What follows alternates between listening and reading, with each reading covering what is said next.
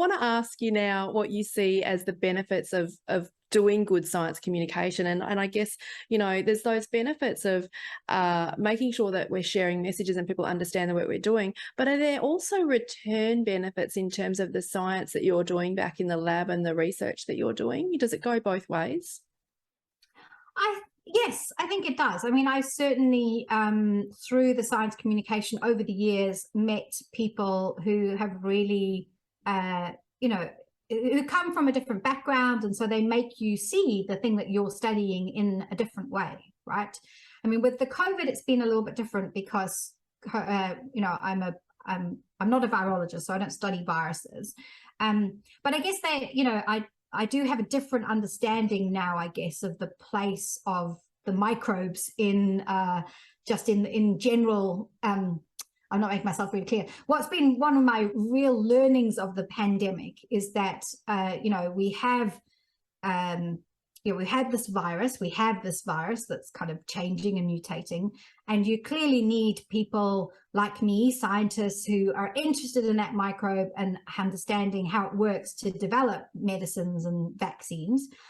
But how the pandemic has played out and is playing out in different places has been really more of a result of people than the virus, right? It's been people's response to the virus, or the availability of vaccines, or whether people will accept vaccines. And so it's really been a great example of how the science doesn't stand on its own. It actually has to be part of everything. There's no point having amazing vaccines and amazing drugs if people have no confidence in them, because it's not, the science isn't being communicated. Or the worst thing that's happened is that, the science, or we've had other messages, other more compelling messages, spread by people who are spreading misinformation and disinformation because they have a different agenda that they're pushing. So I think what we have to remember as scientists is that we're part of society, and it's important that we talk about what we do. I think that it's not just important that we talk, but that we listen. And definitely there's parts of my research that are going off in slightly different directions that are in response to actually, what are the problems that people want us to be studying versus what are the things that we want to study, right? Mm-hmm. And I think that's, I think those two things are really important, because obviously as a kind of an expert in your area, you'll know what are the things that kind of need looking at. Mm-hmm. But equally, we know that there are lots and lots of problems out there that maybe scientists don't hear about because they're not, living in a particular community.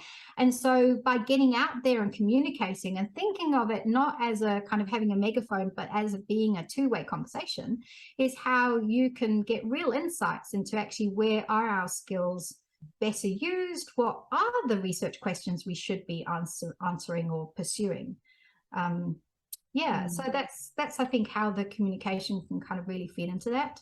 Yeah, and I love that you've kind of mentioned there around it not being that megaphone, that two-way, and being able to gather those insights and kind of being involved with those communities through those communication measures. I can imagine that through doing things on the radio, you're getting, if there's people calling in, you're getting insights that way, through comments left on videos, through people responding to your blog, and through social media comments. You're learning a lot of those types of things. So that two-way is absolutely vital. And I love that you kind of position this, that the science communication and the communication of those things really helps with confidence of people. And I think that confidence and trust in science, and maybe helping people feel armed with information to make the decisions they need to make. And I see that as particularly important in things like, vaccinations and things like that. At least people can make a decision, but it can be an informed decision based on understanding facts and information.